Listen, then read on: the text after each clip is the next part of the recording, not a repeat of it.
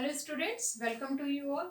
So atoms and molecules के इस segment में हम डिस्कस करेंगे मोल कॉन्सेप्ट। सो जैसे कि हम डिफरेंट टाइप्स ऑफ थिंग्स जो है जिन्हें परचेज करते हैं, अगर वो नंबर्स में है, जैसे 1 डजन ऑफ बनाना तो वो 12 पीसेस होंगे, या एक्स की बात ले लें तो वो भी 12 पीसेस होंगे।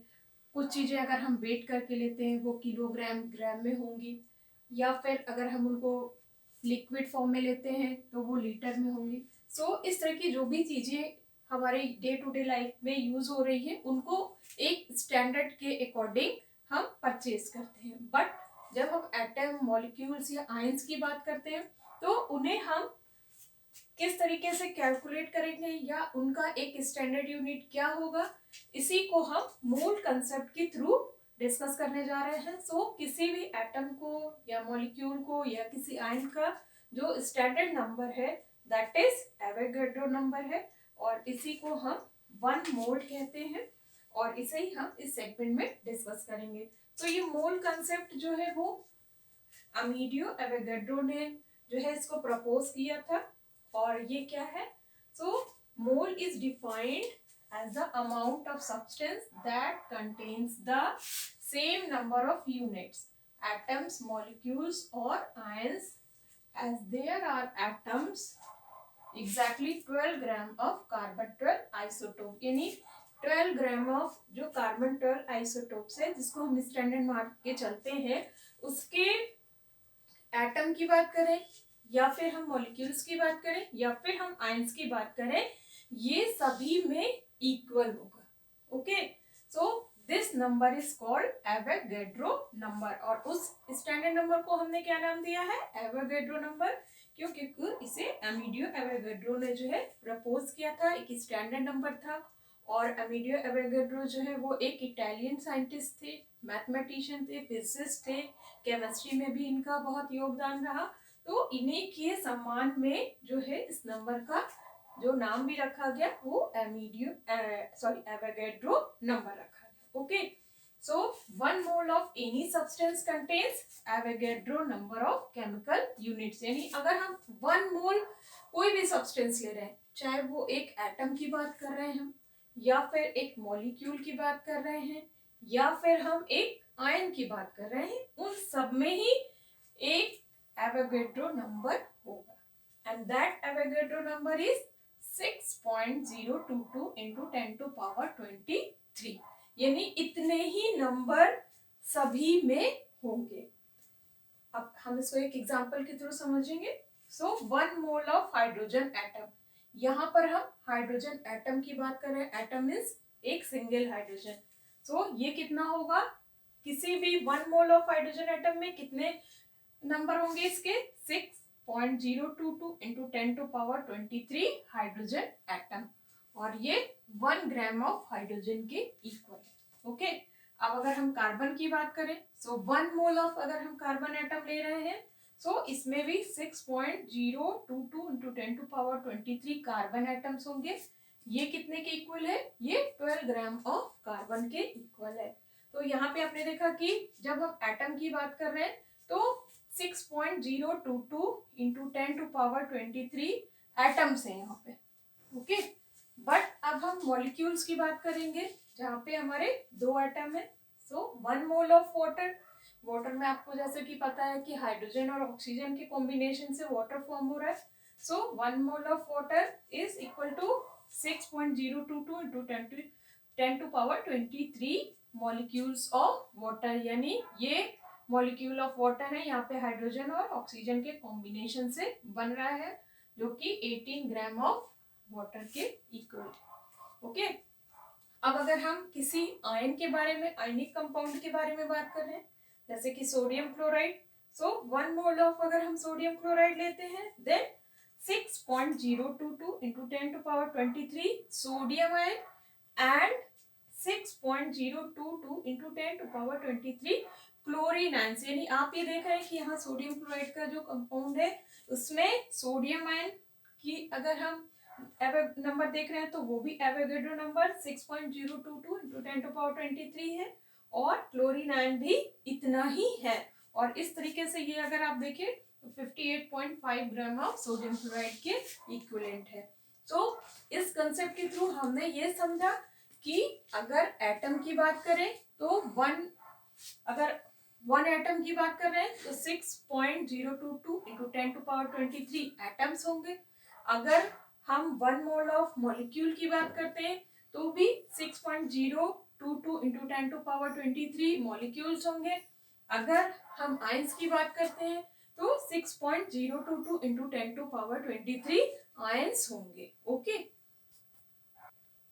सो मोल इन टर्म्स ऑफ मास अगर हम देखते हैं so the amount of substance, चाहे वो कोई एलिमेंट है या कंपाउंड है, वो मास के इक्वल होगा gram molecular mass. It means कि जो भी उसका ग्राम मोलिकुलर मास होगा उसी के इक्वल वो एवोगैड्रो नंबर होगा।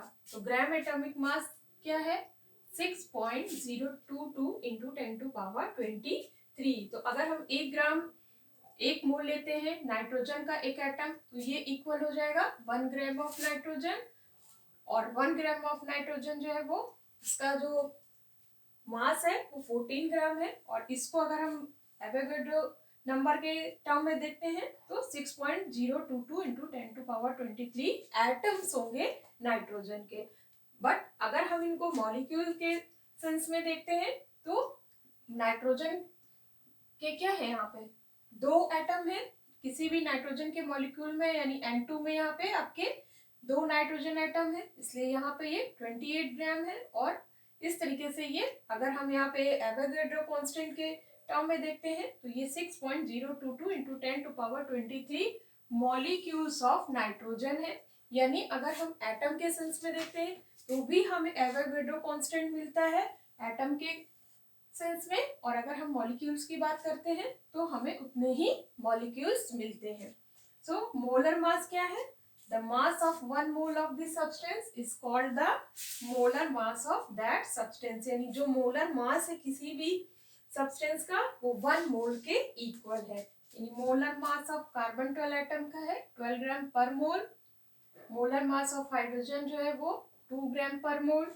Molar mass of ammonia, nitrogen का एक एटम और हाइड्रोजन के 3 एटम है, सो इसको हम कैलकुलेट करेंगे तो 17 ग्राम पर मोल आ रहा है। तो इस तरह से हम देख रहे हैं कि जो भी मास मोलर मास है वो सब्सटेंस का वो 1 मोल ऑफ सब्सटेंस के इक्वल है।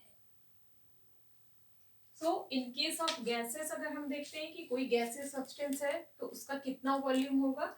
So mole in terms of volume में अगर हम इस चीज को देखना चाहते हैं कि कितने मोल्स होंगे, so in gaseous substance 1 mole of any gas under standard condition of temperature and pressure, जिसको कि हम एसटीपी कह रहे हैं, यानी 0 डिग्री सेंटीग्रेड और 1 एटमॉस्फेरिक प्रेशर है। ये हमारा क्या है? स्टैंडर्ड टेम्परेचर एंड प्रेशर है, जिस पर हम किसी भी गैस का अगर वॉल्यूम लेते हैं तो वो हमेशा क्या होगा? 22.4 लीटर होगा।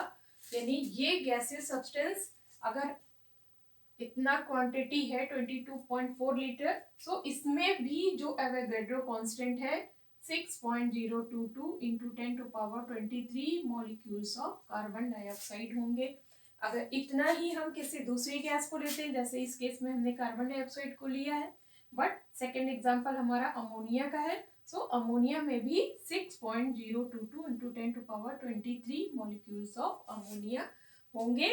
सो जो भी स्टैंडर्ड टेम्परेचर और प्रेशर पे गैस का वॉल्यूम है वो सेम है, और इसी तरह से जो इनमें एवोगैड्रो कांस्टेंट है वो भी फिक्स है। सो इस तरह से इसका अगर हम मोलर वॉल्यूम देखना चाहते हैं तो वो क्या होगा? The volume occupied by 1 mole of each gas at STP is always same and is equal to 22.4 litre, and this is called molar volume. यानी 1 मोल ऑफ अगर कोई भी गैस है उसको स्टैंडर्ड टेम्परेचर एंड प्रेशर पे हम ले रहे हैं तो वो वॉल्यूम है 22.4 लीटर, और इसे हम बोलेंगे मोलर वॉल्यूम। अब ये मोलर वॉल्यूम कार्बन डाइऑक्साइड का, सल्फर डाइऑक्साइड का और ऑक्सीजन का सभी का सेम होगा।